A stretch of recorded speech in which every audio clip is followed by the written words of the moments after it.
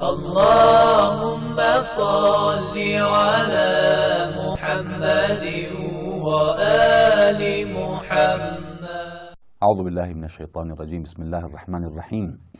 En el nombre de Dios, el clemente, el misericordioso, la paz de Dios sea con todos sus profetas, desde Adán hasta Muhammad, salawatullah wa salamu alayhim ajma'in.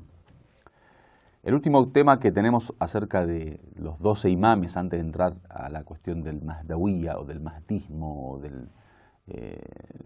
la aparición o la existencia del imam Mahdi, que es el último de los imames, es algo interesante que para poder corroborar un poco lo que venimos hablando de la visión de Ahlul Bayt, de la escuela chiita, acerca de los califas o de los imames, que dijimos en un momento aparecen narraciones en los libros sunitas que dicen que son 12, y eso estuvimos tratando de analizarlo a la luz de los hechos históricos. Ya habíamos dicho a manera de resumen, lo digo ahora, que la única versión de la historia que en su teoría estaría conforme 100% con estos hadices es la visión de la escuela chiita, ya que según nosotros los imames después del profeta son 12, tal cual lo dice la narración, mientras que las otras versiones, los califas o son menos, como los primeros 4 califas que son 4, o más como los califas entre los omeyas y los abásidas. Lo interesante de estas narraciones es que ahora aparecen narraciones mucho más precisas. En aquel momento hablaban de que eran Banu Hashim, eran del clan de Hashim o de Quraysh, de la tribu de Quraysh.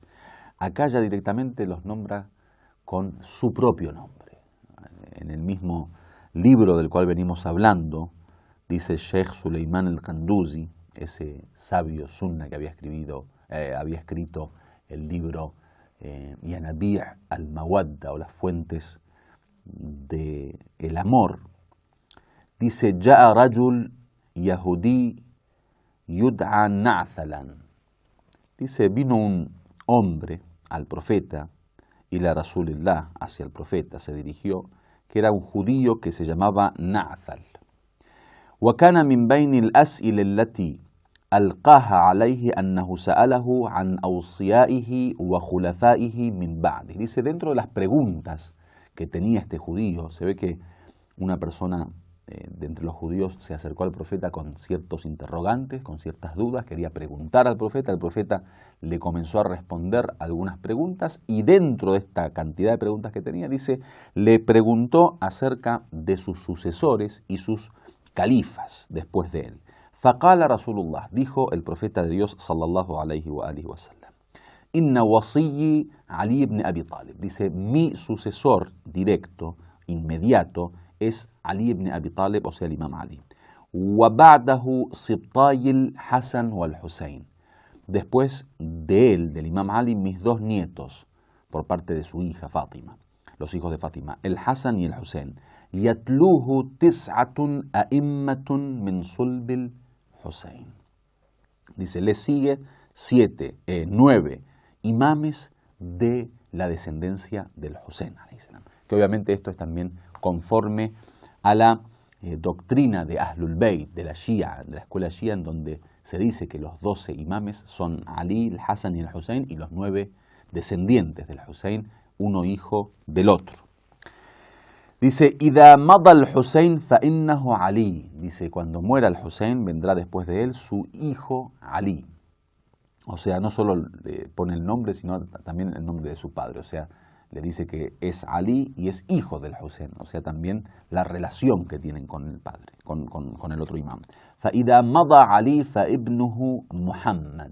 Dice, si muere Ali, entonces su hijo Muhammad. Fa ida mada Muhammad fa ibnuhu Ja'far. Si muere Muhammad, su hijo Ja'far. Después dice, si muere Ja'far, su hijo Musa. Fa ida mada Ja'far fa ibnuhu Musa.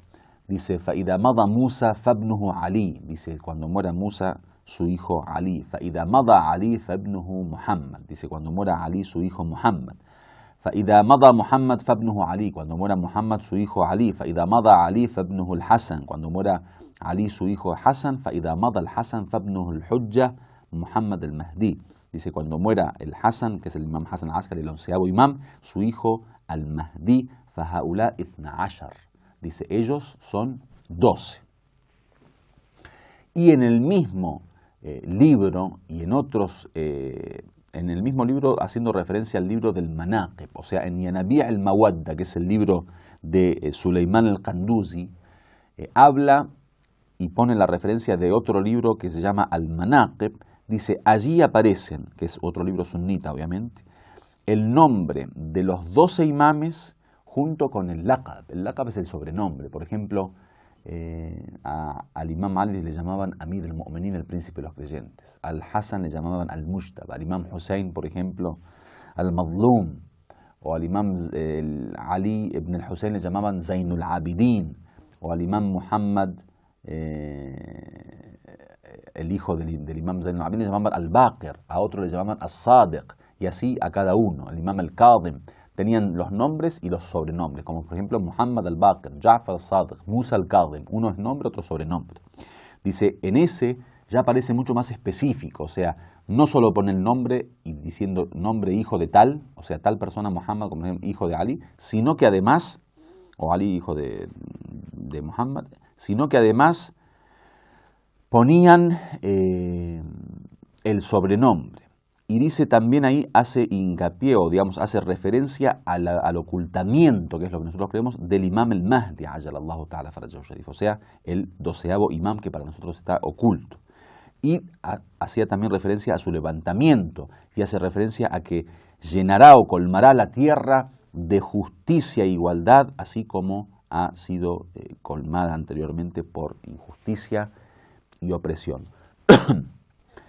Pero más allá de eso, si nosotros no solo queremos basar nuestro argumento en los libros sunitas, en los libros chiitas existen miles quizás de narraciones que hablan, o cientos de narraciones que hablan de la importancia del imamato, de los imames, del número de los imames, de a quién pertenece, a qué clan pertenece, de cuál es la tribu original de los imames, de los nombres y el nombre del padre, de los sobrenombres, de las cualidades de cada uno de ellos. O sea, en los hadices de Ahlul Bayt no solo, digamos, se suman todas estas cuestiones que aparecen en los hadices de la escuela de los sunnitas, por ejemplo, los hermanos sunnitas, sino que además aparece una gran cantidad de hadices que hablan específicamente de temas históricos de los imames, de sucesos, de milagros, de carismas y de muchísimas cuestiones que, al fin y al cabo, corroboran un poco esta visión que tenemos los shias acerca de cómo se solucionó el tema de la sucesión